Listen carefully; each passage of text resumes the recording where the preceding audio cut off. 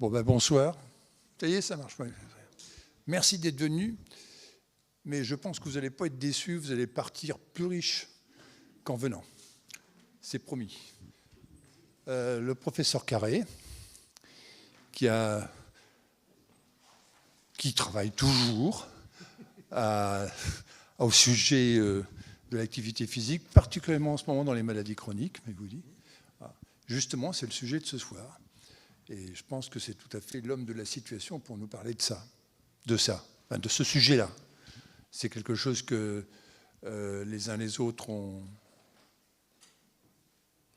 en tout cas moi, étant dans la diabétologie, c'est l'exemple même de la maladie chronique et lequel on a bien besoin de ces traitements, je dis bien des traitements fondamentaux, qu'est l'activité physique. Bon. M. Carré a des travaux multiples. Il a écrit des ouvrages que je vous conseille quand vous voyez professeur Carré. Achetez le livre et lisez-le. Voilà, et de multiples publications sur le sujet et d'autres. De cardiologue. C'est fini la cardiologie. J'ai passé le relais à mon successeur. Voilà. Il faut savoir dire stop. Donc, merci beaucoup pour votre présence et je suis ravi de voir autant de monde parce que ce n'est pas toujours le cas, surtout sur une thématique comme celle-là. Alors effectivement, comme on m'a gentiment présenté, en réalité, moi, ça fait, outre le fait que je sois cardiologue et médecin du sport, ça fait 40 ans que je me bats contre l'inactivité physique, la sédentarité. Alors, quand je dis ça, je regarde toujours un petit peu mon public parce que je me dis, il y en a qui doivent se dire, bof, vu où on en est, il n'a pas foutu grand-chose pendant 40 ans. C'est pas faux, mais je trouve qu'on a quand même progressé, même si, j'aurai l'occasion de vous le dire, j'étais particulièrement en colère quand j'ai vu le projet de loi de financement de la sécurité sociale. La sécurité sociale nous avait promis qu'il y aurait une prise en charge des activités physiques adaptées pour les maladies chroniques. Il y avait un amendement décrit qui a disparu pour des raisons obscures, d'un ministère à l'autre, sûrement, je ne sais pas. En tout cas, il n'y en a plus eu. Les sénateurs en ont remis un qui est une usine à gaz comme d'habitude. Et donc, en fait, on n'est pas content du tout là-dessus.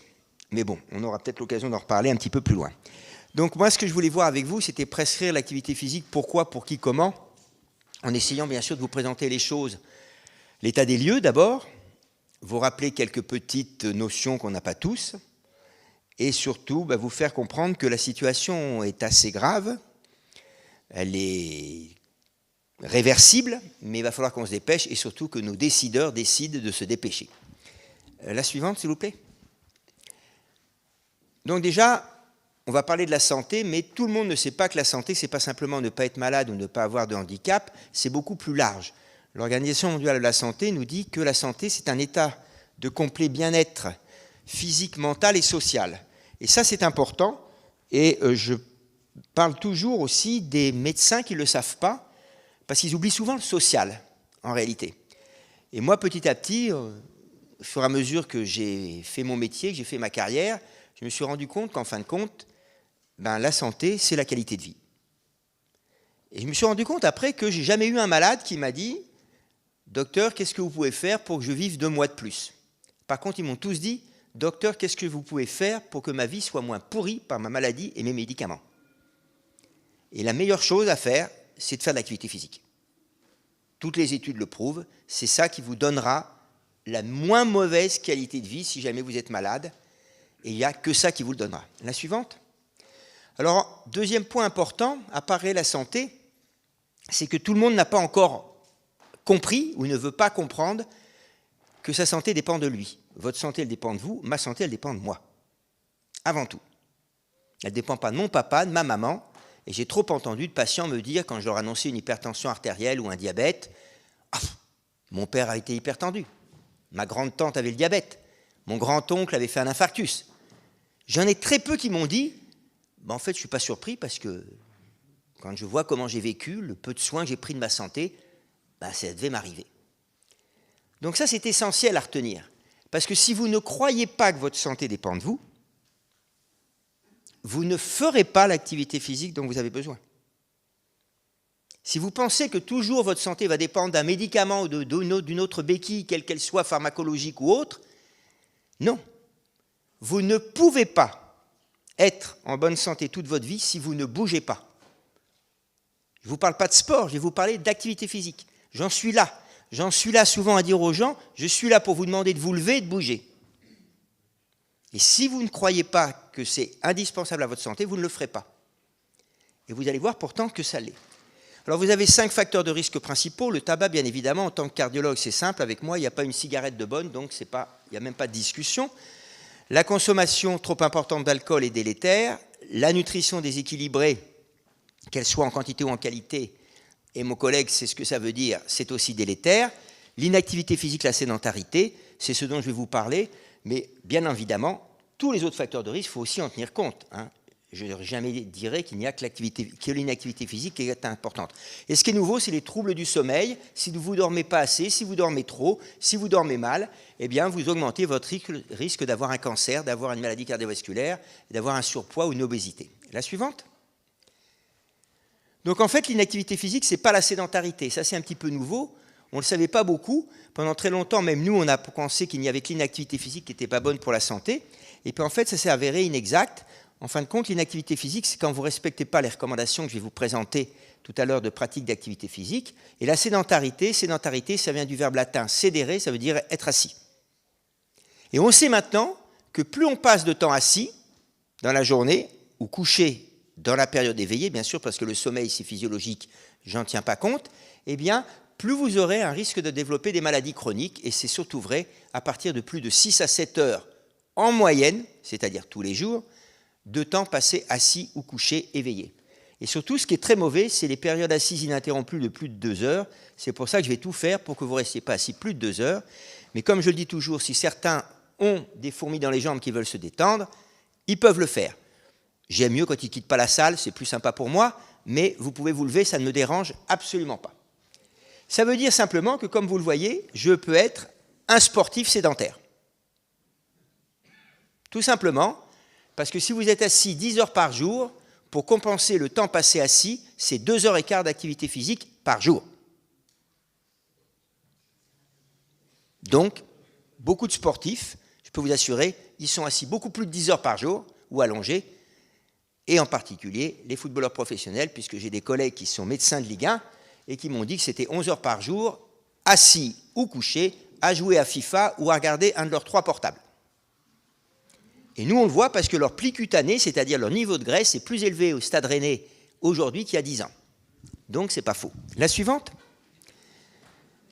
Alors, les activités physiques, c'est simple. Si vous me demandez ce que c'est que l'activité physique, je peux vous proposer des choses très savantes. Ce n'est pas mon but ce soir. Dès que vous bougez, vous faites de l'activité physique. Donc, en fait, je suis là pour vous conseiller de bouger. Pas d'acheter du matériel, pas d'aller prendre une licence, pas du tout. Je vous demande, pour vous, pour votre santé, je vous conseille d'être moins assis, de bouger plus. Et ça va être tout. Alors bien sûr, je prends toujours cet exemple parce qu'on l'oublie, je ne vais pas vous en parler ce soir. C'est cette petite dame âgée qui marche avec un déambulateur. Il faut savoir, ce que je vais vous dire est très triste, c'est d'autant plus triste que je l'ai vécu, c'est qu'une personne âgée qui arrête de marcher, elle est assise 3 mois, elle est couchée 3 mois et elle décède. L'espérance de vie, c'est 6 mois. Donc il faut tout faire pour que les personnes âgées marchent le plus longtemps possible, et il faut leur expliquer. Après, je peux tout à fait comprendre, je le comprends parfaitement, que la personne âgée décide d'elle-même d'arrêter. Mais lui proposer la solution de s'asseoir dans le fauteuil roulant alors qu'elle ne l'a pas demandé, 6 mois. Il faut le savoir, une fois qu'on le sait, après, on va faire ce que l'on peut. Après, vous avez l'activité physique adaptée, c'est celle-là qu'on va vous prescrire. Et là, je vais vous dire un tout petit mot là-dessus. Si jamais vous avez une maladie chronique, c'est-à-dire une maladie, diabète, infarctus, spondylarthrite ankylosante, polyarthrite rhumatoïde, maladie d'Alzheimer. La plupart des maladies, il y en a 36, j'en oublie, mais éventuellement vous en parlerez tout à l'heure. Votre médecin doit vous prescrire de l'activité physique. S'il ne vous en prescrit pas, il ne vous donne pas le meilleur traitement. Toutes les sociétés savantes le disent. Donc réclamez votre activité physique si vous n'en avez pas, et si vous avez des amis ou des gens de votre famille qui ont des maladies chroniques, dites-leur de réclamer. Tout simplement, le médecin ne leur donne pas le meilleur traitement. La suivante. Donc vous voyez, je ne vous parle même pas du sport. Le sport est une activité physique, mais l'activité physique, ce n'est pas le sport. La suivante, s'il vous plaît. Donc la capacité physique, ça c'est très très important parce que ça aussi c'est quelque chose qui est mal connu, encore une fois aussi de mes collègues. Qu'est-ce que c'est que la capacité physique? C'est l'effort musculaire maximal que vous allez maintenir 5 minutes. Alors moi je prends toujours l'exemple, combien d'étages vous montez en 5 minutes en les montant vite? Et vous devez arriver normalement très essoufflé en haut. Si vous en montez 2, vous avez une mauvaise capacité physique. 4, vous avez une bonne capacité physique. 6, vous avez une très bonne capacité physique. Pourquoi c'est important? Si vous regardez sur la diapositive ici, vous voyez il y a des barres. Les barres vertes, ce sont les hommes. Les barres blanches, ce sont les femmes. On les a classées capacité physique faible, moyenne, élevée. Je regarde dans cette population combien de décès meurent chaque année. Je vois ici le chiffre 60, c'est-à-dire que chez ces hommes qui ont une capacité physique faible, il y a 60 personnes qui décèdent par année. Maintenant, je regarde la capacité physique moyenne, donc 4 étages. Il y a 25 personnes qui décèdent. Je vois donc que plus ma capacité physique est élevée, plus j'ai de chances de décéder tard. Mais ce qui est très important, que vous avez sûrement tous noté, c'est que je ne vous ai pas dit s'ils sont jeunes ou âgés. Je ne vous ai pas dit s'ils sont malades ou pas malades. Ça m'est complètement égal. La seule chose qui compte, c'est combien d'étages ils montent. En d'autres termes, un monsieur ici qui a fait un infarctus et qui a eu un cancer, qui monte 4 étages, vivra plus longtemps qu'un monsieur ici qui n'a jamais été malade, qui en monte 2. C'est ça que ça veut dire. Le nombre d'étages que vous montez, c'est votre capital santé. Donc à partir de demain, je suis sûr que toutes et tous, vous allez essayer de monter des marches en plus. Chaque marche en plus que vous montez, c'est mieux pour votre santé. Mais attention, vous n'avez qu'un moyen d'augmenter votre nombre de marches, c'est de bouger. Aucun médicament n'augmentera votre nombre de marches. Aucun. Si vous prenez tous les médicaments que vous restez au lit toute la journée, vous ne monterez pas plus de marches. La seule solution, c'est de monter des marches. Les médicaments sont indispensables, j'en donne tous les jours, parce qu'ils vont vous diminuer vos symptômes, essoufflement, mal aux genoux, mal aux jambes, tous les symptômes que vous pouvez avoir, et qui vous permettront de bouger. Mais si vous restez sur votre chaise, vous aurez un capital santé faible. La suivante.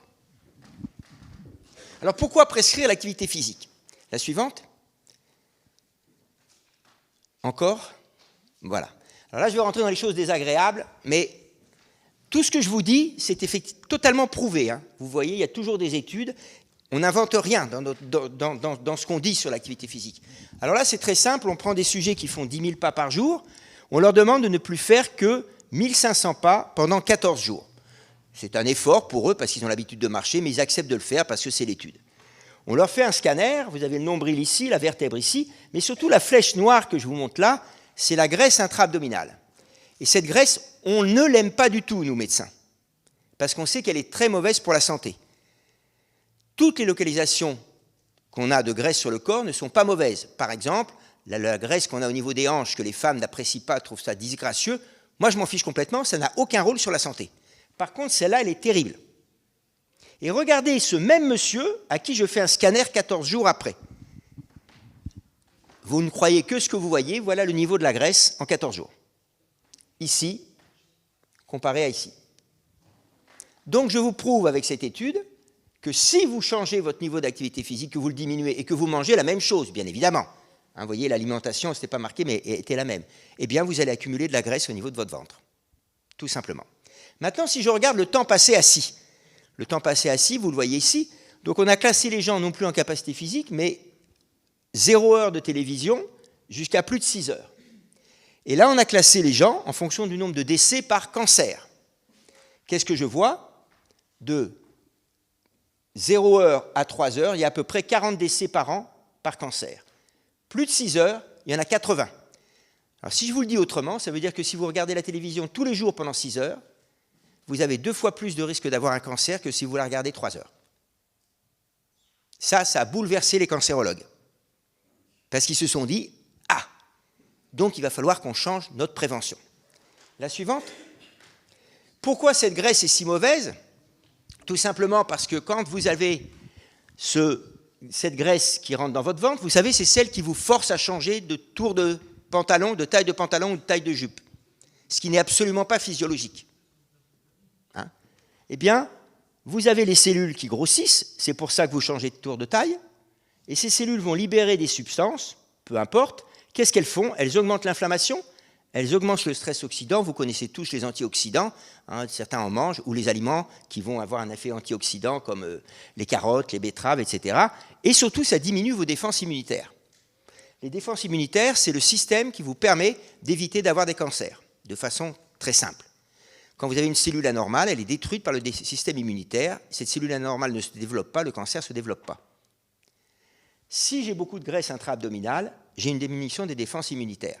C'est pour ça que les gens en surpoids et ou les gens qui ont le malheur d'être obèses ont plus de cancer que les autres. Donc cette graisse-là, il faut tout faire pour essayer de la diminuer. La suivante. Regardez ce qui se passe si vous décidez d'enlever 30 minutes de votre temps assis et de le remplacer par 30 minutes où vous bougez. C'est très simple. Alors on a pris des sujets, on leur a dit, écoutez, faites un effort, essayez de bouger, d'enlever, diminuer 30 minutes, remplacer 30 minutes assis par 30 minutes de mouvement. Et il y avait 600 sujets dans l'étude, peu importe, c'est une étude allemande, et il y a des gens qui ont fait une activité physique modérée, c'est-à-dire l'activité physique modérée, c'est quand vous êtes essoufflé, mais vous pouvez parler, mais ne pas chanter. L'activité physique intense, c'est quand vous pouvez ni parler, ni chanter. Donc il y en a qui ont fait de l'activité physique modérée, d'autres l'activité physique intense, et il y en a qui n'ont rien changé.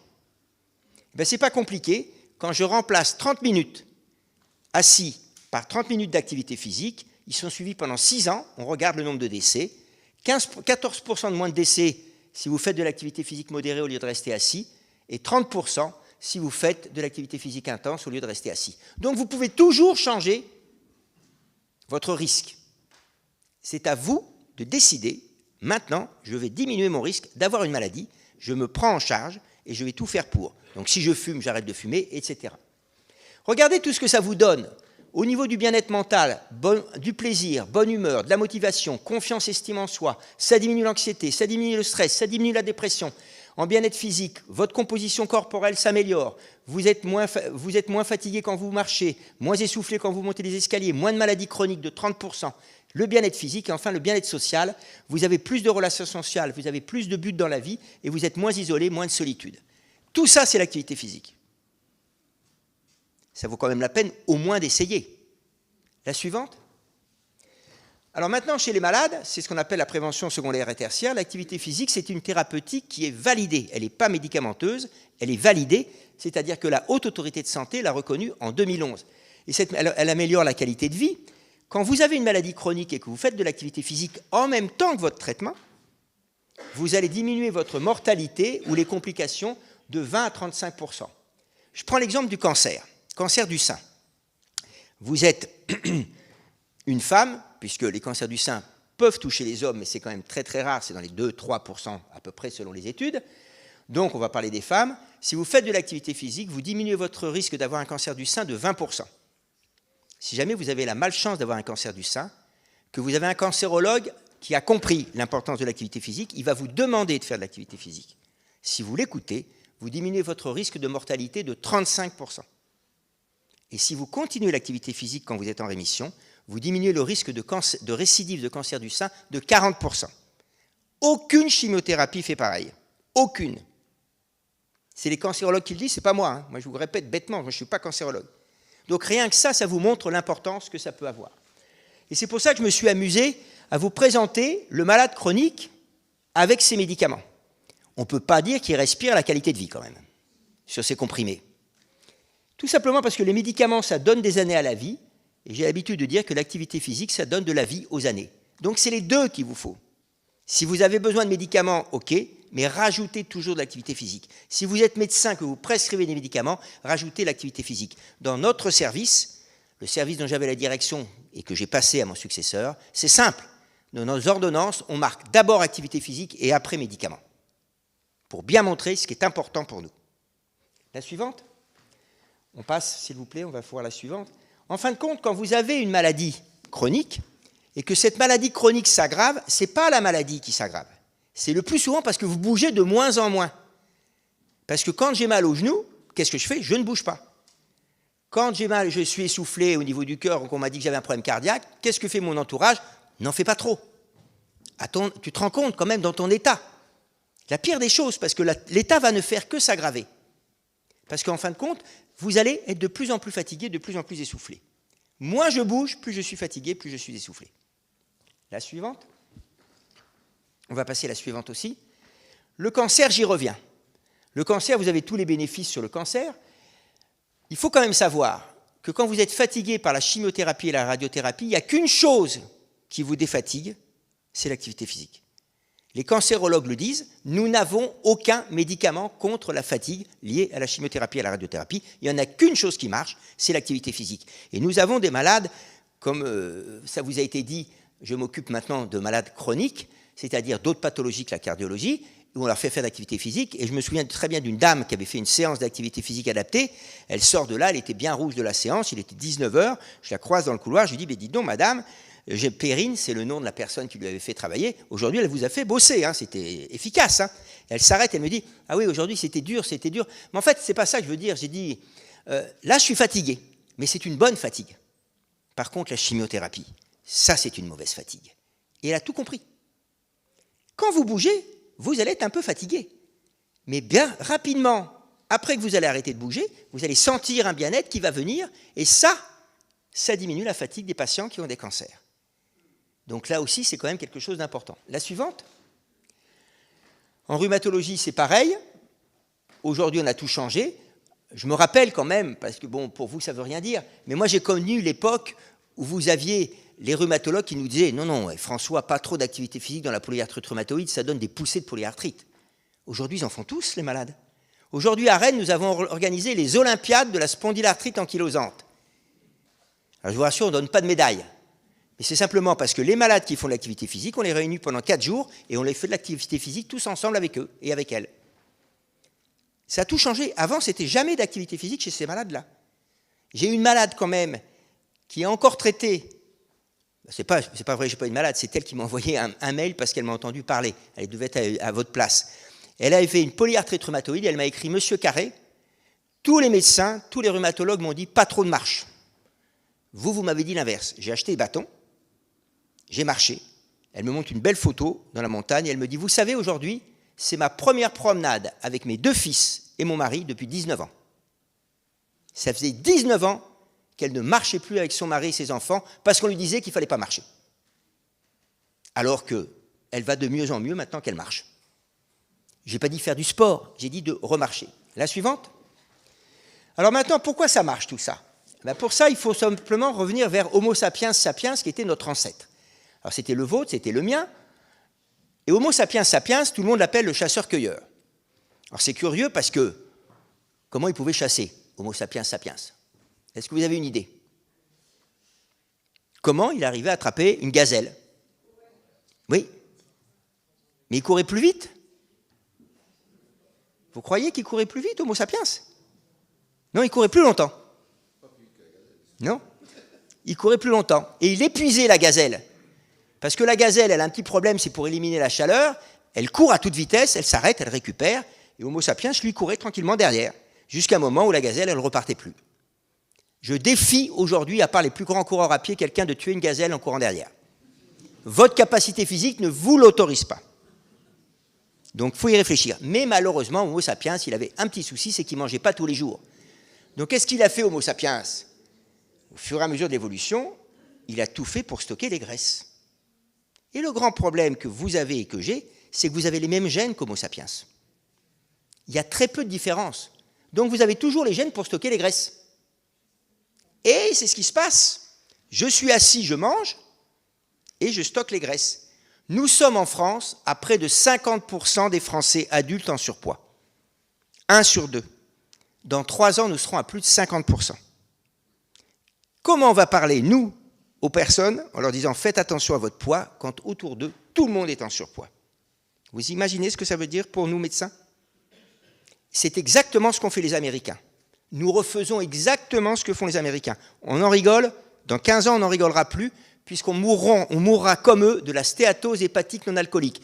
Qu'est-ce que c'est que la stéatose hépatique non alcoolique? C'est le foie gras. La graisse à l'intérieur du foie détruit le foie et ils meurent de ça, les Américains.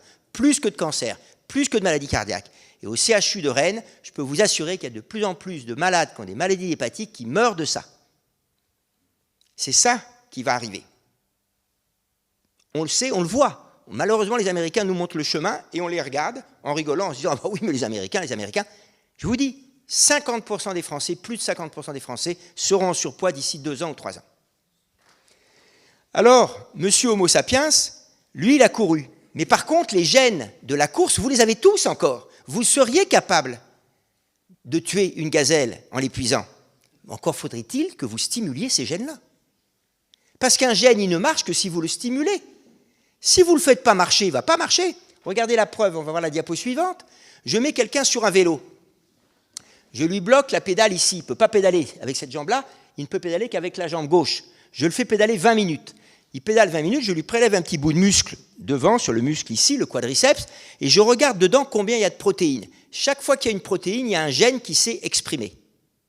C'est simple. Vous ne pouvez pas fabriquer une protéine s'il n'y a pas un gène qui est stimulé. Donc je vais regarder qu'est-ce que ça fait de stimuler les gènes quand je bouge et quand je ne bouge pas. Voilà la jambe qui n'a pas bougé. Il y a quelques protéines. Là, vous avez la jambe qui a bougé, vous avez un feu d'artifice de protéines. Qu'est-ce qu'elles font, ces protéines? Elles diminuent l'inflammation, elles diminuent le stress oxydant et elles augmentent le système immunitaire. J'ai la preuve formelle que je sommes programmés génétiquement pour bouger. Vous avez ça dans vos gènes. Si vous ne stimulez pas vos gènes, vous n'aurez pas tous ces effets bénéfiques. On en a la preuve formelle. La suivante, parce que ces molécules, vous voyez, elles vont, le muscle qui est au milieu, qui va vers tous les organes, on en dénombre 200 actuellement. Chaque fois que vous contractez votre muscle comme ça, vous allez libérer 200 molécules qui vont dans tout votre organisme et qui baissent l'inflammation, le stress oxydant et qui boostent l'immunité. Donc, je n'ai pas d'autre choix de bouger puisque génétiquement, je suis programmé pour bouger. Alors, on peut ne pas le croire, mais les faits sont là. Toutes les études montrent quand même que quand vous bougez, vous vivez plus longtemps et surtout en meilleure santé que quand vous ne bougez pas. Pas de sport, hein. Toujours pareil. La suivante.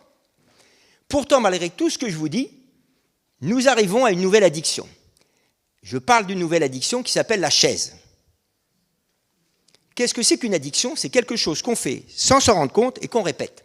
Je vais vous prendre l'exemple de l'addiction à la chaise. Vous avez un travail très sédentaire, c'est-à-dire que vous êtes assis par exemple 7 heures par jour au travail, et au moment où vous allez prendre le métro, vous marchez jusqu'au métro ou jusqu'au bus, vous voyez l'écran, prochaine rame, 1 minute. Qu'est-ce que vous faites? Vous vous asseyez. La rame arrive, s'ouvre, vous voyez le siège libre, vous vous précipitez dessus, vous descendez 2 stations après, 3 minutes.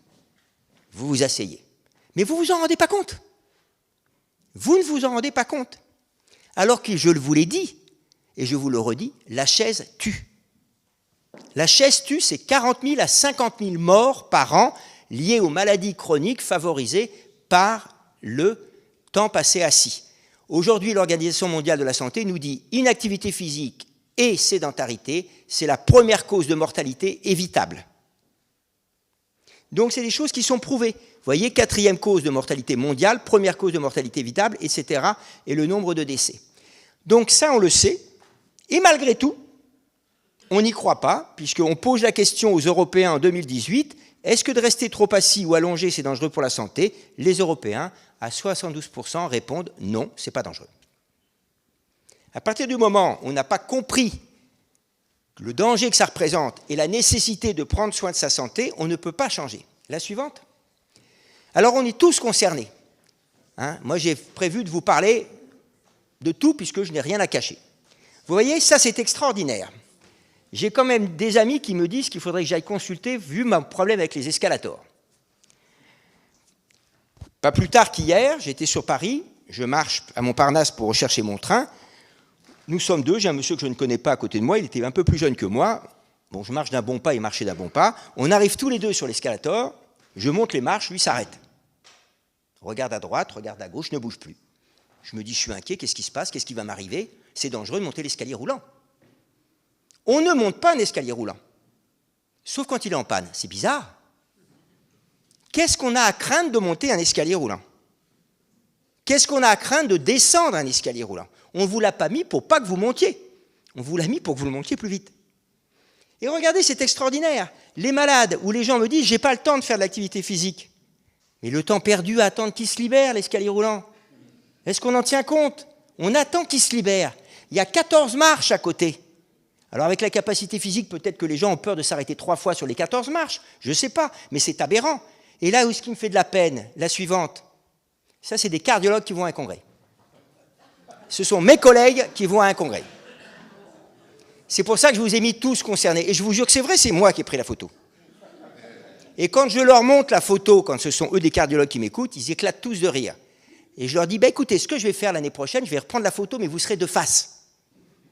Comme ça, vous verrez qui est concerné. Parce que là, j'ai eu la politesse et la déontologie de ne pas vous montrer leur visage. Et je vous jure que c'est pareil. L'année dernière, c'était pareil aux Journées européennes de cardiologie. Le 17 janvier 2024, ce sera pareil. Je sais que quand je monterai l'escalier roulant, je vais dire pardon, pardon, pardon, pardon pour pouvoir monter, parce qu'on ne monte pas les marches d'un escalier roulant. Sauf quand il est en panne. C'est assez étonnant. La suivante. Alors, si on me dit, oui, mais qu'est-ce qui se passe? Ben voilà ce qui va se passer. C'est pas moi qui le dis, l'Organisation mondiale de la santé prévoit d'ici 2030 500 millions de malades chroniques de plus dans le monde. Ça coûte 27 milliards de dollars par an. En France, à notre petit niveau, c'est le ministre de la Santé qui me l'a dit il n'y a pas très longtemps, le ministère, il me dit, Monsieur Carré, on pense que d'ici 2025, nous aurons 750 000 à 1 million de malades chroniques de plus. Je lui ai dit benoîtement, Monsieur le ministre, qui va les soigner? Parce que dans 5 ans, il n'y aura pas plus de médecins. Dans 10 ans, non plus. Donc il va y avoir tous les ans, si on ne fait rien, 1 million de malades de plus, voire 1,5 million, et je vous demande, qui va payer? Nous ne pourrons pas soigner les malades, nous ne pourrons pas payer. C'est impossible. Au rythme de 1 million de malades de plus tous les 5 ans, c'est impossible. Et au niveau mondial, c'est la même chose.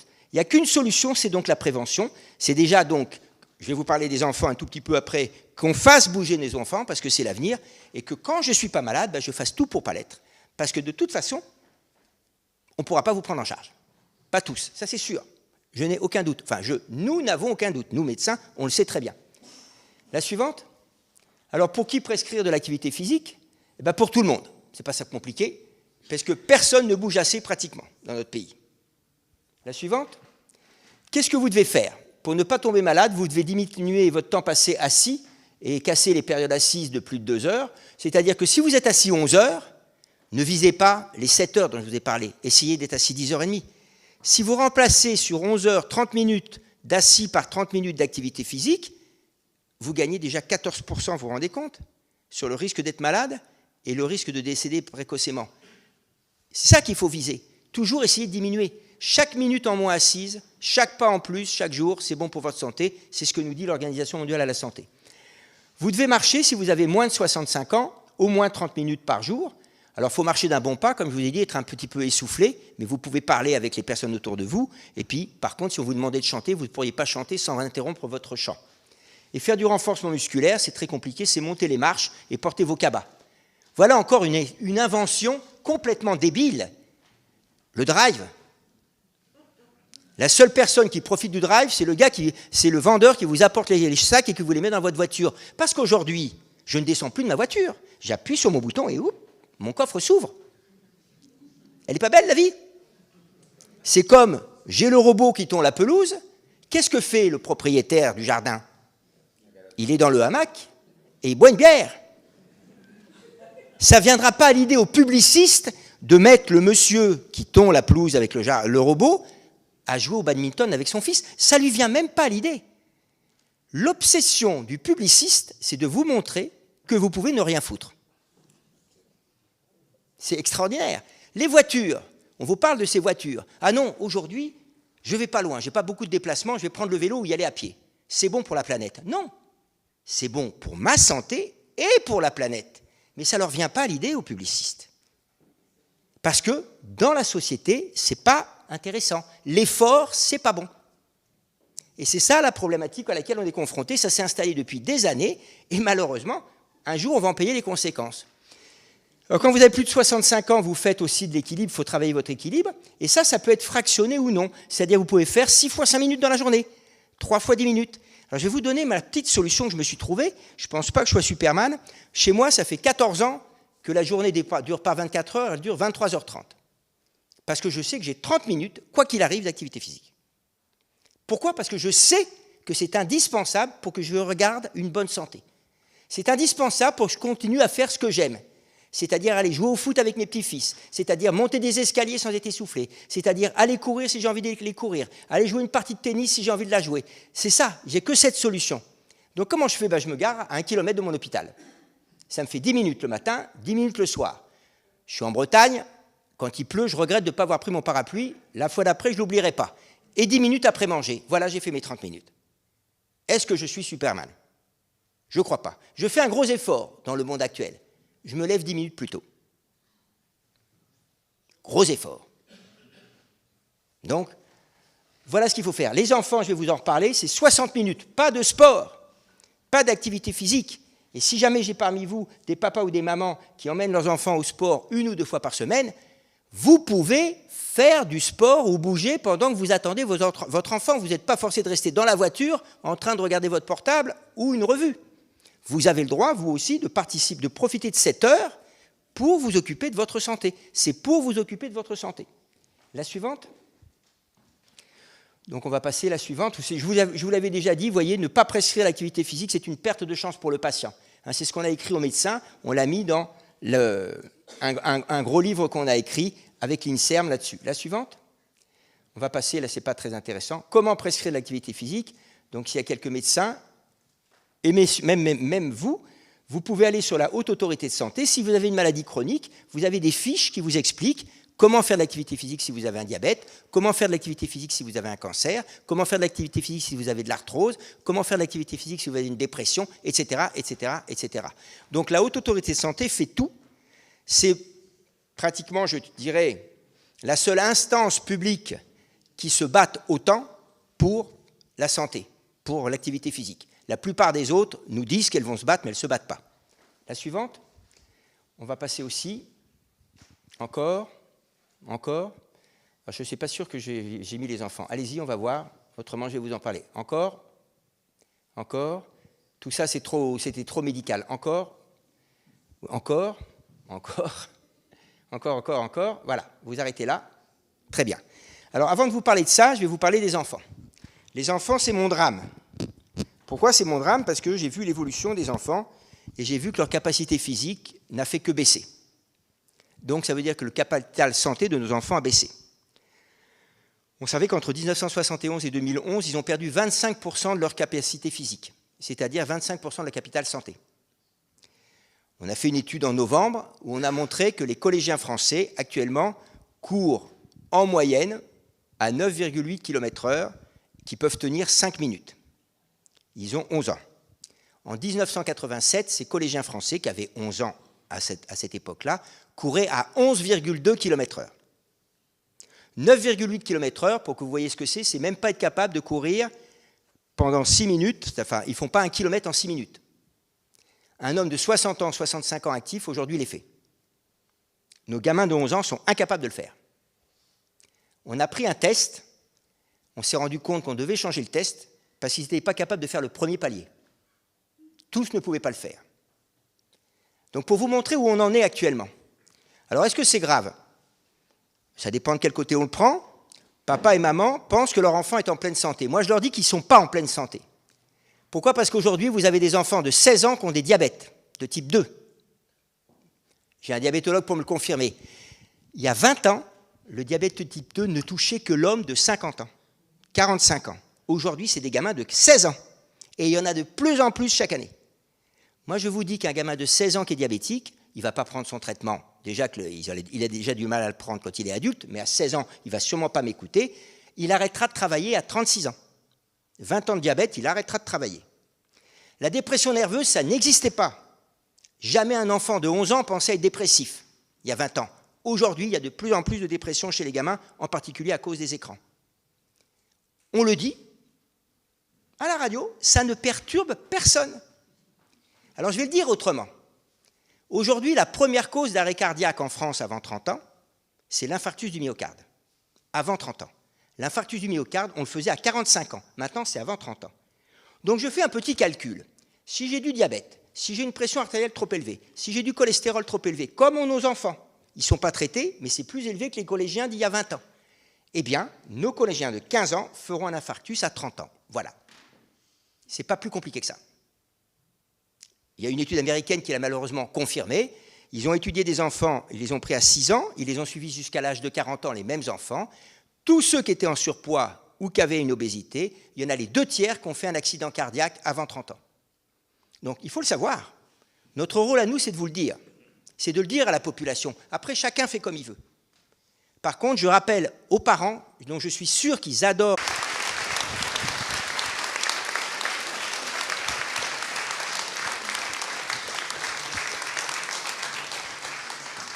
Je suis à vos dispositions si vous avez des questions.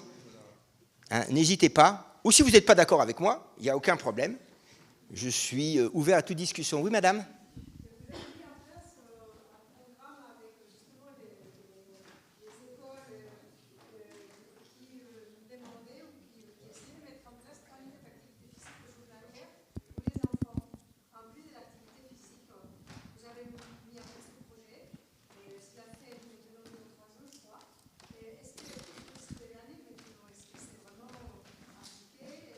Alors, les 30 minutes d'activité physique quotidienne, alors justement, c'est très bien que vous me posiez cette question, parce que je vais vous montrer combien l'éducation nationale ne nous croit pas.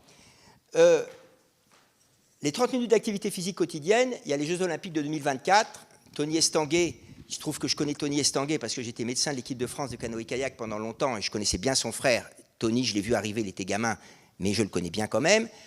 Et il a parlé d'héritage. Nous, on est allé le voir, on lui a dit, tiens, ce que tu pourrais faire passer comme héritage, c'est les 30 minutes d'activité physique quotidienne à l'école. Donc il s'est battu, il y est arrivé, et il y a M. Blanquer, et après je répondrai à votre question, madame, il y a M. Blanquer qui arrive à la télé, je m'en souviens très bien, je regardais la télévision, c'était pendant le 20h, j'avais mon épouse à côté de moi, M. Blanquer arrive, il avait Tony Estanguet à sa gauche, et puis il dit, nous allons mettre 30 minutes d'activité physique quotidienne à l'école. Je dis à ma femme, ça tombe bien, il reste une bouteille de champagne au frais, tu la sors, on va la boire. Et M. Blanquer poursuit pour les classes volontaires. Et je vous jure que c'est vrai, vous pouvez aller vérifier, c'est ce qu'il a dit. Ça vous montre bien que l'éducation nationale ne nous croit pas, elle n'y croit pas. C'est d'un gadget pour elle.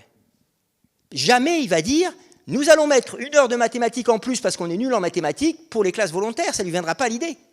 Mais l'éducation physique, si. Donc ça montre bien qu'ils n'y croient pas. Alors, ça a été mis en place. C'est les chiffres. Vous avez peut-être entendu que M. Attal a décidé qu'il allait refaire une évaluation parce que les chiffres qui sont donnés sont faux. C'est pas vrai. Hein, quand on nous parle de 2/3 des classes, moi je peux vous le dire en Bretagne, où je suis ça de près, il n'y a pas 2/3 des classes qui les font, les 30 minutes d'activité physique. Je ne jette pas la pierre aux enseignants, parce que les enseignants, on ne leur a pas expliqué pourquoi on le mettait. Hein, je vous rappelle que les enseignants actuellement, c'est eux qui apprennent aux enfants à faire du vélo. Parce que les parents ne peuvent plus apprendre à leurs enfants à faire du vélo. C'est quand même ça, aujourd'hui. Alors, bientôt, c'est eux qui vont aussi leur apprendre à faire leur lacet, voire aussi à se laver les mains, voire... Bon. Et là, on leur dit, il faut absolument que vous mettiez 30 minutes d'activité physique. Ah, mais attendez, vous m'avez dit qu'il fallait qu'ils apprennent à nager et qu'ils apprennent aussi à faire du vélo. Donc, ils ne comprenaient plus rien. Donc, je ne leur jette pas la pierre. Mais ça n'est pas mis en place complètement. Et pourtant, pour que vous compreniez bien que c'est essentiel, j'ai été en février dans une école, l'école Paul Bert de Nogent-sur-Marne, qui est la première école qui a mis ça en place depuis 2019, hein, un peu avant le Covid. Et à la fin, bon, on a passé la matinée, on a vu des trucs, et la prof des écoles, il y avait Madame la ministre des Sports et des Jeux Olympiques et Monsieur le ministre de l'Éducation nationale qui était là. Et la dame, la professeure arrive avec ses élèves et nous explique tout ce qu'elle fait. Et à la fin, Madame la ministre des Sports dit aux enfants, et vous, qu'est-ce que ça vous apporte ? Alors, il y en a qui disent, bah, moi, je fais du sport, j'aime bien. Moi, je ne connaissais pas le sport, mais c'est sympa et tout. Et puis, il y avait une petite blondinette, dont son image restera dans ma tête jusqu'à ma mort, qui était assise devant, et elle levait la main pour parler. Elle était la plus petite, personne ne lui donne la parole, et la ministre des Sports lui dit, et toi ?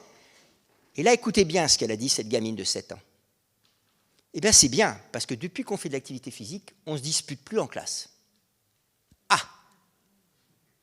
Monsieur le ministre, on ne vous dit pas que des bêtises quand on vous dit que ça améliore les liens sociaux de faire de l'activité physique. Et la ministre de la Santé, le ministre de la Santé, il a à peine ouvert un œil. Hein. Lui, de toute façon, c'était M. Papendiaï, hein, pour ne pas le citer. Et donc, par contre, Madame la ministre, Madame Oudéa-Castéra, lui dit, mais pourquoi tu dis ça ? Elle dit, parce que maintenant qu'on fait du sport tous les jours, eh ben, on est ensemble. Dans la classe, avant, on n'était pas ensemble, on était chacun avec ses copains. On ne se parlait pas. Et comme on ne se connaissait pas, ben, on se disputait. Maintenant, comme on joue ensemble, qu'on change d'équipe, on se connaît tous et il n'y a plus de dispute. Voilà. Ben, rien que pour ça, moi je suis ministre de l'Éducation nationale, j'ai une gamine de 7 ans qui me fait la leçon comme ça, je peux vous dire que je vais changer mon attitude. Pas du tout. Pas du tout. Donc voilà. Alors c'est pour vous dire que non, pour l'instant, ça n'est pas encore fait comme on voudrait que ce soit fait, mais je pense que ça va l'être. Je serais peut-être mort avant.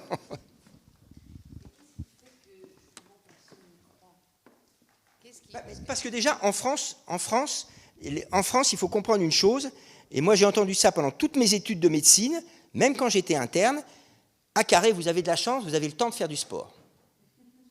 Je regarde mon chef de service de l'époque, je dis, monsieur, mais elle est où ma chance? Vous arrivez en même temps que moi, souvent même j'arrive un petit peu avant lui, je pars après lui, je fais le même boulot que les collègues, je prends sur mon temps le temps de faire du sport. Je ne vois pas quelle est la chance. En France, c'est ça. Ah, tu as le temps de faire du sport. Tu as le temps. Ça veut dire que c'est débile ce que tu fais en réalité. Ça, c'est la France.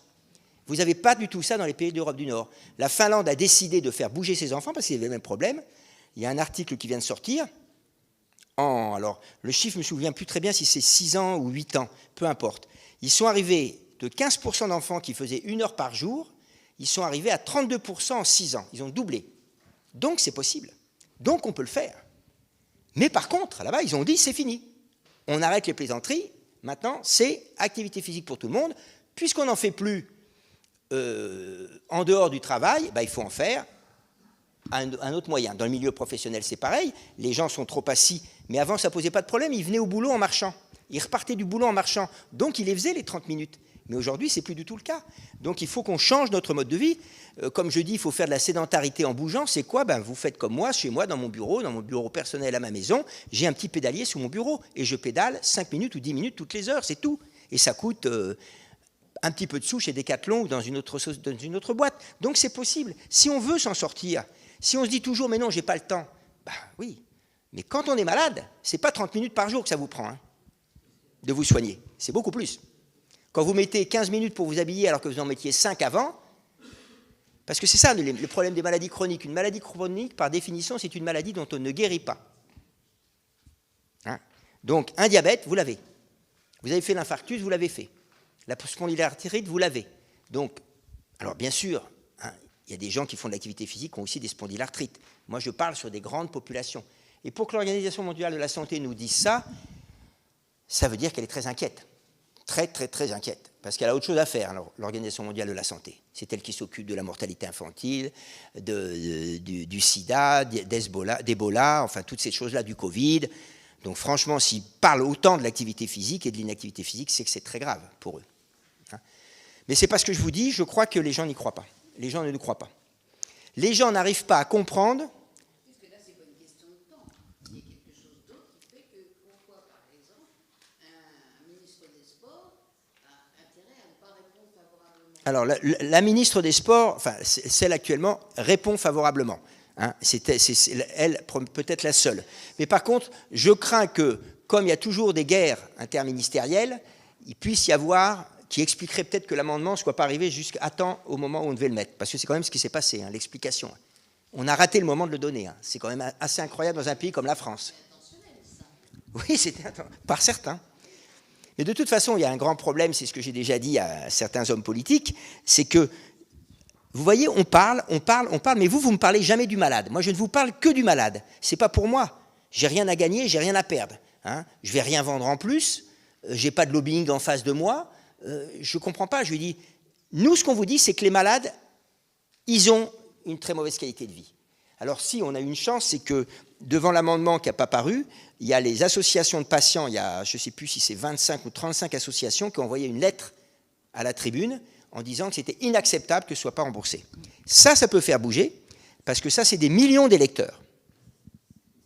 Moi, je ne suis qu'un électeur, mais s'il y a des millions d'électeurs qui disent ça suffit, peut-être que ça va faire bouger. Alors, je ne vous cache pas qu'on les a poussés un petit peu à faire la lettre quand même. C'est 125 associations. Comment ? 125. 125 ? Oui. Ah, donc vous voyez, c'est encore plus que ce que je pensais. Mais ça, c'est l'âge, je perds la mémoire. Pourtant, je marche pour la garder, mais bon.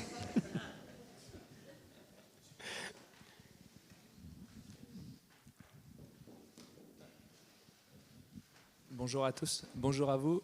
Un grand merci d'abord pour pour votre conviction, parce que donc, je suis Arnaud Lisambard, je suis enseignant en activité physique adaptée dans un centre de rééducation ici au Mans, cofondateur de l'association APA, Maison Sport Santé du Mans. Et vous êtes convaincus, on l'est, mais on vous sent aussi désabusé vis-à-vis de cette population.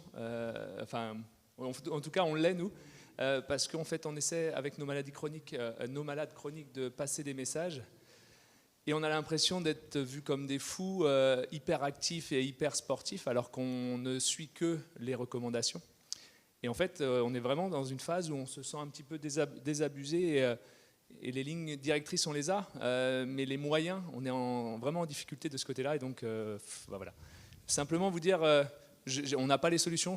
On a les solutions, mais on ne sait pas faire passer les messages. Parce que les messages et les chiffres, on les a tous. Vous les avez soulignés avec brio ce soir. Mais malheureusement, j'ai l'impression que ça ne suffit pas. C'est-à-dire que combien de personnes va ressortir de cette soirée en plein, disant... Plein, j'en suis sûr. Mais oui, j'espère. Eh ben, je le crois alors. Mais voilà, c'était simplement une petite... Donc juste pour vous dire, l'enseignant d'activité physique adaptée, c'est donc quelqu'un qui a fait STAPS, hein, les études pour les professeurs d'éducation physique, qui fait son tronc commun et qui part sur la formation d'activité physique adaptée, licence, master, éventuellement doctorat. Donc ce sont des gens qui connaissent très très bien, et on se bat avec la mission Delandre, qui est une mission qui a été mise en place par M. Braun pour améliorer le sport santé, pour que les enseignants d'activité physique adaptée soient reconnus comme des auxiliaires médicaux, donc ils puissent être considérés comme les autres auxiliaires médicaux. Et pour l'instant, nous n'y arrivons pas. Mais, comme vous l'avez dit, ça ne fait que 40 ans que je fais ça, je peux le faire encore pendant 10 ans ou 15 ans. De toute façon, nous ne lâcherons rien et nous y arriverons, ou au moins on pourra dire on a fait le job, et après, tant pis. Hein, tant pis. C'est très compliqué parce que Oui, c'est que si on faisait effectivement, s'il y avait des prises en charge, y compris financières, la sécurité sociale dépenserait beaucoup moins après. Ah oui, mais ça ils ne veulent pas le croire. Quand on leur dit, leur réponse c'est « mais c'est pas en France ». Quand je leur ai donné les chiffres de la Finlande, ils me répondent « mais je vous promets ». Ils me répondent « oui, monsieur Carré, mais c'est en Finlande. Qui nous prouve que ce sera pareil en France ?» Mais je dis « si vous n'essayez pas, vous ne pourrez pas le savoir. » Ça, c'est sûr. C'est pour vous dire où on en est dans la discussion des fois. Hein ? Je voudrais compléter ce qu'a dit le collègue, parce que j'ai les deux casquettes. Je suis président d'un comité de sport départemental. Ce que vous avez dit par le sport à l'école, je le connais tous les jours. Et la SATIM, je porte aussi une maison sport santé. Quand on va aux réunions de toutes les maisons sport santé de France avec le ministère de la Santé et des Sports, ils ont créé 500 maisons sport santé. Tout le monde a, avec ces maisons sport santé, loué le poids des activités physiques adaptées. Aujourd'hui, le coup bas qui est passé avec cette projet de loi de la sécurité sociale où ils enlèvent pour les maladies cardiaques, les cancers et les diabétiques de pouvoir être pris en charge par la sécurité sociale, ça va à contresens de tout ce qu'ils ont prôné, quoi. Oui, et puis, nous, c'est ce qu'on leur dit. En particulier le docteur Delandre, qui est le responsable de la mission, il dit c'est incroyable. Vous dites que vous mettez une politique nationale de sport santé et vous ne voulez pas mettre un euro. Depuis quand un gouvernement met une politique nationale et ne veut pas mettre un sou? C'est incroyable. On me parle des mutuelles, mais les mutuelles, c'est pas vrai. Les mutuelles nous disent toutes, parce qu'on travaille beaucoup avec elles, elles nous disent nous, on ne veut pas tout payer. Si la CNAM, la Caisse nationale d'assurance maladie, met 1 euro, on veut bien mettre le reste. Mais elle ne veut même pas mettre 1 euro. Par contre, elle nous tape sur les doigts en disant « oui, c'est les mutuelles qui ne veulent pas ». Mais non, ce n'est pas vrai. C'est tout à fait faux. Il faut quand même regarder les choses en face. Pendant le Covid, quand on a remboursé tous les tests qui ont été faits, en particulier pour les gens qui ne voulaient pas se faire vacciner, vous savez que ça a coûté des milliards d'euros par mois. Des milliards d'euros, ces tests-là. Moi, j'ai même un collègue qui est médecin, dont la fille va en Espagne en vacances. Elle a son test de Covid qui est fait en France. Elle ne le paye pas puisque c'était gratuit. Elle va en Espagne. Là, c'est payant, un peu plus cher qu'en France. Elle le paye, et je vous jure que c'est vrai. Quand elle rentre en France, elle l'envoie à la sécurité sociale, qui la rembourse? Et là, on me dit qu'on ne peut pas payer pour les malades chroniques. Mais on marche sur la tête. On marche sur la tête, c'est tout. Moi, je dis, c'est pas possible. J'ai des chiffres sur l'OMS et puis l'OCDE. chaque euro investi dans l'activité physique génère 1,70 d'euros de bénéfices économiques. Voilà. Mais ça, ils vont vous dire, c'est pas prouvé en France. C'est ce qu'ils nous disent. Alors là, je ne peux plus rien répondre. Regardez, ils ont fait les études article 51. Ils nous reproposent un amendement. Alors c'est très technique, hein, je suis désolé, mais ils nous reproposent un amendement où ils disent on va faire pendant 2 ans des expérimentations dans certaines régions pour la prise en charge des cancers, l'activité physique dans les cancers. Alors qu'il y a une étude article 51 qui porte sur les cancers. Ils n'attendent même pas le résultat de leur étude, qu'ils en refont une autre. Non mais, j'ai jamais vu ça, jamais vu ça. Il n'y a que notre pays pour créer des choses pareilles. Oui. Merci pour votre exposé qui est sublime, passionnant et qui change beaucoup de choses pour ceux qui ne connaissaient pas cette approche du sport. J'ai travaillé pour le sport longtemps en tant qu'administratif, mais on a créé un centre de contrôle médico-sportif il y a 60 ans, donc on est beaucoup axé là-dessus. Mais je voudrais savoir si vous avez réalisé un document, un CD, un DVD, pour qu'on puisse transmettre l'information, la synthèse de tout ce que vous nous avez dit ce soir, pour essayer de motiver les personnes et certains patients, dont certains je m'en occupe puisque je suis spécialiste de la douleur dans le domaine des acouphènes, et je vais maintenant inclure vos consignes et vos conseils pour essayer justement d'apporter une plus grande efficacité et une part de guérison, ou du moins d'amélioration de cette situation dans une maladie qui est chronique. Pardon ? Une meilleure qualité de vie pour eux. Meilleure qualité de vie pour eux. Notre rôle, les malades chroniques, on ne va pas les guérir, donc on fait que leur vie soit la moins pourrie possible. Alors vous allez me faire rougir parce que je ne me vois pas vous dire que j'ai fait un DVD. D'abord, non. Ce que je vais vous dire, et je vous le dis parce que c'est vous qui me l'avez dit, hein, ce matin, j'ai appelé c'est un copain qui m'avait appelé, je l'ai rappelé après, et il m'a dit « François, tu es en train de tout exploser sur YouTube ». Donc si vous tapez mon nom sur YouTube, vous aurez des tas de vidéos, et parce que elles figurent un petit peu partout. Moi, je ne les connais pas. Je déteste me regarder quand je parle. Je déteste me regarder quand je suis passé à la télévision. Heureusement, j'ai mes petits-enfants qui m'ont dit « Papy, tu as été super ».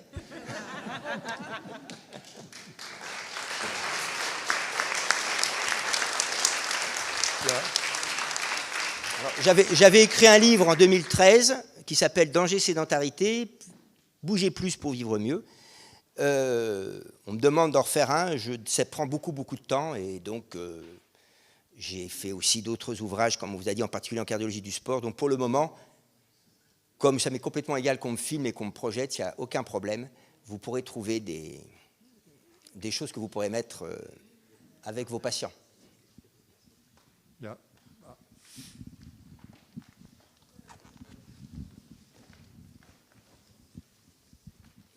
Juste en complément, la HAS, et vous l'avez cité dans votre diaporama, a fait un sacré guide aussi pour aider à la prescription. Et il est vraiment lisible même par des personnes qui ne sont pas des médecins. Il y a une conférence qui a été réalisée en 2022 notamment. Et elle est vraiment regardable, elle dure 1 heure et elle donne beaucoup d'informations. Donc déjà ça peut être une bonne référence pour commencer. L'autorité de santé a fait un travail remarquable et ça me permet de remercier le docteur Albert Semama. Et pour rien vous cacher, moi j'étais pas un fanat de la haute autorité de santé parce que des fois ils sortent des trucs qui sont un peu compliqué, enfin, où je ne suis pas tout à fait d'accord. Et là, ils se battent comme des fous pour que l'activité physique soit remboursée. Et c'est extraordinaire. Vous avez la Haute Autorité de Santé qui dit à la CNAM, il faut rembourser. La CNAM ne l'écoute pas. Vous avez l'ANSES qui dit, il y a 95% des adultes français qui ne font pas les 30 minutes d'activité physique ou qui restent assis trop longtemps. Vous avez 50% des jeunes Français de 11 à 17 ans qui ont un risque sanitaire très élevé parce qu'ils ont 4h30 d'écran par jour et ou 20 minutes d'activité physique.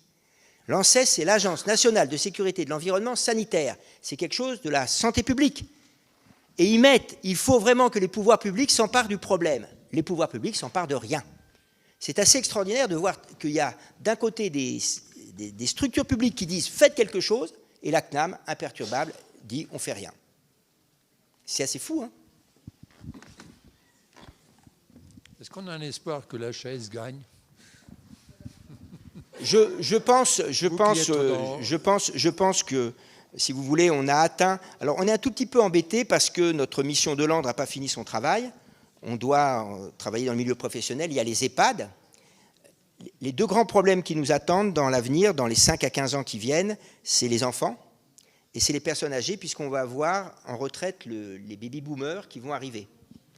Et là, de toute façon, je vous le dis tout de suite, les EHPAD, il n'y en a pas assez. On ne pourra pas en prendre en charge tous les malades, toutes les personnes âgées qui auront besoin d'EHPAD. Or, ces personnes, si elles ne marchent pas, elles auront très rapidement besoin d'une EHPAD. Entre parenthèses, je ne sais pas si vous savez qu'actuellement, l'espérance de vie dans une EHPAD, c'est 21 mois en France. Hein. En moyenne. Hein, vaut mieux pas y aller. Vous avez raison, mais il faut marcher pour pouvoir ne pas y aller. Mais c'est bien ce que je dis. Donc c'est pareil.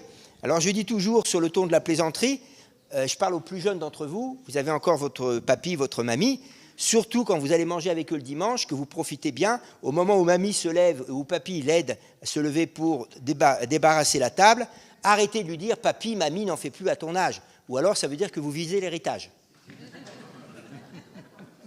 Hein? Donc faites attention, occupez-vous de la santé de vos anciens, parce que là, voilà, et ça c'est les gens, ces deux pyramides, c'est en discutant avec une conseillère du ministère de la Santé, qui n'a pas voix au chapitre dans les hauts niveaux, et elle nous a dit, c'est ça qui nous attend, et on ne sait pas comment on va faire. Donc il faut vraiment que les deux extrémités de la pyramide d'âge, on arrive à les faire bouger plus. Alors, je lui ai dit, vous avez qu'à nous aider, on y arrivera, mais si vous ne nous aidez pas, on n'y arrivera pas. Mais il faudrait une centaine de François Carré. Oh non. Vous en auriez marre. Non, mais pour crier sur les toits. Non, vous avez quelqu'un qui est un haut-parleur exceptionnel, qui est un bon ami, c'est Michel Simès. Si vous ne savez pas quoi faire, allez voir Michel Simès sur l'amendement. Il ose dire quand même, on est vraiment dans un pays de dingue. Il y a un petit scribe de Bercy qui ne savait pas quoi faire, il a décidé d'arrêter cet amendement, mais il faut le foutre dehors, celui-là. Il le dit quand même. Et Michel Simès, il est beaucoup plus écouté que moi. Il a beaucoup plus de talent, et puis c'est son métier. Il est ORL, hein. Il est ORL quand même, Michel Simès. Hein. Oui. Et il consulte toujours une journée par semaine. Eh ben, écoute, merci de tout ça. Il y a des choses comme ça qui spontanément, pour moi, ont été un phare. Enfin, un phare, non pas un phare, un clignotant. Un truc important dans les moyens en tant que médecin. C'est ce que tu as dit sur quand j'étais dans le service, on faisait des ordonnances et premièrement, c'était la prescription d'activité physique avant tout le reste. Ça paraît, ce n'est pas du tout, c'est très important ça finalement. Je crois surtout c'est un impact qu'il y a sur le patient. On les conseille, mais c'est une prescription. Ça, on ne le fait jamais. Et quand on prescrit, on a 50% plus d'observance quand on parle. Non, mais ça me semble évident. Ça, je veux dire que... On ne leur a pas appris aux médecins. Exactement. Moi j'ai fait 15 années de médecine, non pas parce que j'ai beaucoup redoublé, hein, mais c'est parce qu'il y avait beaucoup d'étapes à passer. Et au bout de 15 années de médecine, en nutrition, j'étais le roi du pétrole, je savais 5 fruits, 5 légumes. 15 années pour apprendre ça, c'est fabuleux. Par contre, j'ai appris des tas de trucs, je suppose comme toi aussi, qui ne m'ont jamais servi dans la médecine. Et en particulier si j'avais été resté médecin spécialisé en médecine générale. Mais ça, ce n'est pas important. On est dans un pays où, de toute façon, on a des programmes surchargés. Des fois, je fais des cours aux étudiants en médecine qui finissent à 20h. Ils commencent à 9h à l'hôpital, ils finissent les cours à 20h. Mais qu'est-ce que c'est que ça? Il y a des tas de pays qui ne le font pas. Le jeudi après-midi, la faculté, dans les universités, c'est pour le sport. Qu'est-ce qu'il y a à la faculté de médecine de Rennes? Mais je sais que c'est dans toutes les facultés. Le jeudi après-midi, il y a les cours pour les masters. Donc, ça veut dire... La faculté de médecine, vous avez plus de fumeurs à la sortie qu'à l'entrée. Vous avez plus de gens qui ont pris du poids et tous les étudiants en médecine ont baissé leur capacité physique. Et on est à la faculté de médecine. Alors je ne vous dis pas ce que c'est dans les autres facultés. Et ça, c'est pareil. On le dit, le doyen me dit, mais François, j'ai pas le temps. Mais je lui dis, je m'en fiche que tu aies le temps. Dans la loi, le jeudi après-midi, c'est le sport. Et tu ne respectes pas la loi. Alors effectivement... donc il faudrait effectivement, alors on se bat aussi, c'est pas nous, c'est l'ordre des médecins, on a motivé l'ordre des médecins qui a été voir la conférence des doyens pour leur dire il faut changer dans les études, il faut qu'il y ait la prévention. En France, nous n'avons pas de prévention. En France, quel est le bon médecin? C'est celui qui donne un médicament ou qui signe un arrêt de travail. Voilà le bon médecin. C'est tout. Vous avez 100 patients qui vont voir un médecin en France, 84 sortent avec un médicament. Vous avez 100 patients qui vont voir un médecin au Danemark, 49 sortent avec un médecin. Tu oublies les certificats d'invalidité.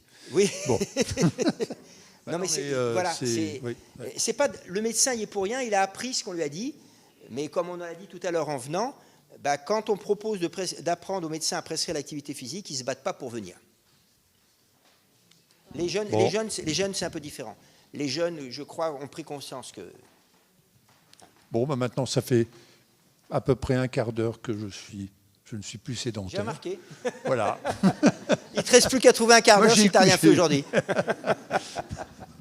Voilà. Bon, y a-t-il d'autres remarques, interventions Oui. Petite remarque. Moi, je suis médecin, donc rééducateur, et je prescris donc des séances d'activité physique. Mais le paradoxe, c'est que ce qui marche, c'est ce qui est pris en charge et remboursé. Paradoxalement, on peut prescrire, et je ne suis pas contre mes collaborateurs kinésithérapeutes, mais on peut prescrire de la prise en charge kiné, je dirais maintenant à l'année complète. Dans le temps, moi, quand j'ai commencé, il faut préciser le nombre, et après on renouvelait. Maintenant, mais paradoxalement, l'activité physique adaptée n'est pas prise en charge. Donc finalement, moi je cherche des cabinets où ils font les deux. Oui. Pour que le patient, parce qu'il y a certains patients neurologiques, parce qu'on fait de l'APA pour les neurologiques, sclérose en plaques, Parkinson, et ils ont besoin d'un VSL pour le transport. Donc si on a un cabinet qui fait les deux, c'est gagnant pour le patient. C'est l'idéal. Sinon, c'est pas pris en charge. Donc voilà, donc finalement, le nerf de la guerre, c'est le financement. Vous voyez, c'est très important ce que dit mon collègue, parce que dans ce qu'il vous a dit, vous avez entendu Parkinson, spondylarthrite ankylosante. L'activité physique fait partie de leur traitement. Les neurologues, ils n'ont pas été les derniers, mais presque à être convaincus. Nous, à Rennes, on a une très belle équipe de neurologues. Moi, les neurologues, pour moi, c'est les intellectuels de la médecine. Je ne comprends pas tous les mots qu'ils utilisent. Mais quand ils viennent me voir et qu'ils me disent, tu sais, François, on a compris, ça y est, la nourriture du cerveau, c'est l'activité physique, que des neurologues disent ça, mais c'est incroyable. Alors, quand je suis un peu taquin, parce que je suis très taquin, je me lui dis, tu sais, nous en cardiologie, on le sait depuis 1953. Hein. Vous le découvrez. Mais bon, ils l'ont compris. Mais avant, ils n'y croyaient pas. Sclérose en plaques, pas d'activité physique, ça va donner des poussées. Et je vous ai dit, maintenant, on fait l'Olympiade de la sclérose en plaques. Donc, c'est-à-dire que tout ça, c'est des choses qui sont prouvées. Tous les médecins le pensent. Et pourtant, alors il y a une autre chose aussi que j'attends des médecins, c'est que tous les médecins demandent à leurs malades, est-ce que vous fumez? Aucun médecin ou presque demande, est-ce que vous bougez? Vous allez voir un dermatologue, est-ce que vous fumez? Vous allez voir un gynécologue, est-ce que vous fumez? Vous allez voir un rhumatologue, est-ce que vous fumez? Est-ce que vous bougez? Jamais, ou presque. Donc ça prouve que ce n'est pas rentré dans la tête de mes collègues, que c'est aussi important. Parce que ça change tout. Quand on vous repose, si le pharmacien vous dit, est-ce que vous bougez? Votre médecin vous a dit de bouger. Au bout d'un moment, le malade, il va se dire, mais ils me le disent tous, c'est peut-être vrai. Mais s'il n'y en a qu'un qui les voit tous les 6 mois comme moi, ou tous les ans qui lui disent ça, qui ne m'écoute pas, c'est normal. Hein. J'ai pas de... Donc, il faut qu'on arrive à changer tout ça. Mais c'est important, effectivement. Parkinson, vous le verrez partout. Vous avez dans les traitements, les sociétés savantes, c'est toc, toc, toc, toc, activité physique. Ça en fait partie au même titre que les médicaments. Alors, si les savants, les sociétés savantes le disent, et que la CNAM nous dit que oui, c'est pas prouvé, on ne peut pas discuter. On ne peut pas discuter. Bien. Bon. Je vous remercie encore beaucoup et je vous souhaite une bonne fin de soirée. Alors. On va remercier.